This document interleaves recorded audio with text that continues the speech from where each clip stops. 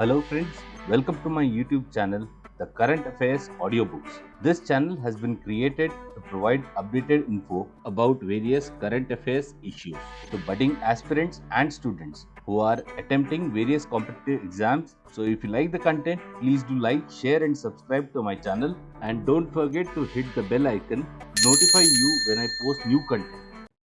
Hello friends, today we will have a look at the COP26 summit recently held at Glasgow. The 26th session of the Conference of Parties, that is COP26, to the United Nations Framework Convention on Climate Change, concluded in Glasgow. The Conference of Parties is a part of the UNFCCC, which was established in 1994. It was basically established to develop climate change mitigation strategy, to cooperate in climate change adaptation planning, and promote climate change education training and create general public awareness. Let us now take a look at the goals of COP26. The first aim was to achieve global net zero emissions by the middle of the century and keep 1.5 degrees Celsius commitment within reach. For this, countries need to accelerate the phase out of coal, reduce deforestation, and accelerate the transition to electric vehicles. Also, countries need to encourage investment in sustainable energy resources. The second aim is to improve adaptability and resilience and encourage countries affected by climate change to protect and restore ecosystems. The third aim was to mobilize the finances, which required rich countries to raise at least $100 billion by 2020. International financial institutions are also required to help in private and public funding needed to achieve global net zero. The fourth aim was to enhance international collaboration, thereby completing the Paris rulebook at COP26. For this, governments require to increase the speed and work with the civil society to address the climate catastrophe. What were the achievements of the Glasgow summit? The Glasgow summit identified the requirement of 1.5 degrees Celsius temperature of global warming correctly, and it enabled 140 countries to commit to a net zero emission by 2050. However, they only agreed to lower the emissions intensity of GDP and not to reduce the actual emissions. The net zero emissions has been laid down for both developed and developing countries. Majority of the countries have set 2050 as their net zero date. India has joined the consensus promising its ambitions for net zero to be achieved by 2070. The new targets are optional. There is no mechanism for enforcement or penalties for non-compliance. Also, details on specific initiatives by countries to reduce their emissions to zero have not yet been laid down. The COP26 summit also highlighted the requirement of a deadline, which has been pushed back to 2022 instead of 2025. Adaptation. Developed countries have been asked to double the money being provided for adaptation by 2025, and also to create a 2-year work program to define a global goal on adaptation. Let us now see the progress on the contentious issues. The climate finance issue, wherein wealthy countries failed to fulfill their $100 billion pledge, was taken up. It has been requested to arrange the money immediately and on an yearly basis until 2025. The COP26 summit also created a new climate finance target exceeding $100 billion for the period after 2025.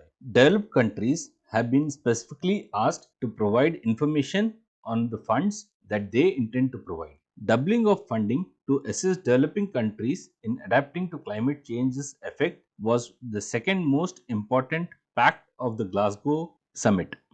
One of the major achievements of COP26 was resolving the standoff over carbon markets. It has permitted countries to use old carbon credits to meet their first NDC targets, which will not be able to be used to achieve targets in later NDCs. This means that a developed country can acquire these credits until 2025 to achieve its own carbon reduction targets. Developing countries wanted their unused carbon credits to be transferred to the new market, which the rich countries were opposed to, since the quality of these credits were questionable. There has been a deadlock on this issue in the Paris Agreement's regulations.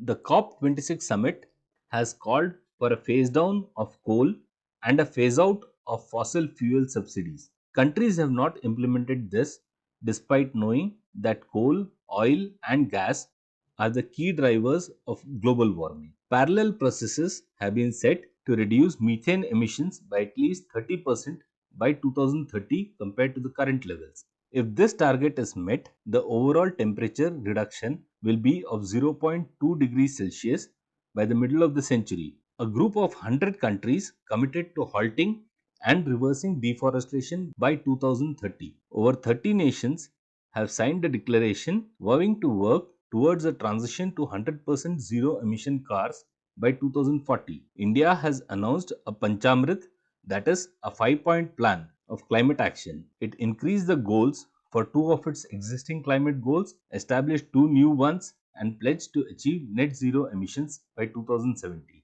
What is the status of India's pledge at Glasgow? India has agreed to set the target of 2070 for net zero emissions. The remaining four targets must be met by 2030. In NDC, India pledged to lower its emissions intensity by 33 to 35% by 2030 and to ensure that non-fossil fuel based energy sources account for at least 40% of its installed electrical capacity by 2030. India has now raised both these targets to 45% reduction in carbon intensity and 50% share of renewables in installed power capacity. The forest cover issue has not been addressed. India had promised to create an additional carbon sink of 2.5 to 3 billion tons of carbon dioxide equivalent through forest and tree cover by 2030. Non-fossil fuels, increasing renewable energy capacity and reducing carbon dioxide emissions by 1 billion tons by 2030 are not part of India's current obligations. India has raised the use of non-fossil fuels target to 500 gigawatts by 2030. By 2031, India plans to have installed nuclear power capacity up to 22 gigawatts. India's fifth target is to reduce its estimated emissions by 1 billion tons between now and 2030. This is the first time India has mentioned lowering its absolute emission levels. Previously, India had only focused on emission intensity, which is defined as emissions per unit of GDP. What is the impact of the climate change? If the global temperature rises by 1.5 degrees Celsius, it will lead to heat waves once every 5 years. It will also lead to droughts and floods being common in some areas. The rising seas threaten coastal areas and small islands are particularly vulnerable. Ocean changes will transform the oceans to acidic in nature and most of the coral reefs will be wiped out. It will cause 40% of the Arctic's permafrost to be thawed. It will also lead to loss of species and make them extinct. What is the impact on India? The economic damage caused by flooding would grow more than 3.5 times at 1.5 degrees Celsius. The states of Assam, Andhra Pradesh, Maharashtra, Karnataka, and Bihar are highly vulnerable to extreme climatic events such as floods, droughts, and cyclones. Are these commitments good enough? The Paris Agreement is insufficient. The final agreement at COP26 asked countries to submit new, more aggressive NDCs by the end of 2022 rather than waiting for another 5 years. What is the way forward? The early phasing out of coal and the phase down of coal based power plants are clearly desirable. Countries require to ensure that the target share of electric vehicles need to be met by 2050 and no new petrol, diesel, gas vehicles should be sold after 2035. To conclude, a significant beginning has been achieved by the Glasgow Climate Pact. However, the issues of loss and damages, voluntary targets with no penalties, lack of specific details and actions, climate finance, unequal distribution of the carbon budget are the major challenges before the COP27 to be held in Egypt in 2022. At Glasgow, India has created the International Solar Alliance in partnership with the Global Energy Alliance for People and Planet.